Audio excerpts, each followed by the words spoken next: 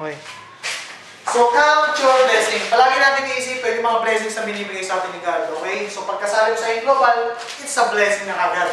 Kung matagal ka na sa global, wala ka member, okay lang yan. Blessing pa rin yan. Kasi, kahit 10 lang member mo o 100 member mo, okay lang. Kahit dili-bili, at least may member ka na. Yung iba ka walang member eh. Okay? Count your blessing.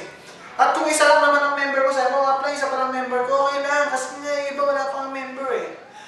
At, kung nag-ano ka naman, kasi hindi ka pa member, okay lang, kasi at least alam mo na yung global. Okay? So, ibig sabihin, count your blessing palagi. Minsan, minsan nagreklamo tayo, sapatos natin luma na. What more yung iba, walang paa. Pinanganak na walang paa. Pero masaya pa rin. So, let's count our blessing. Huwag natin i-count yung effort. Huwag natin isipin yung mga ano sa atin. Basta isipin natin kung ano yung good na nangyayari sa atin palagi. Always be positive.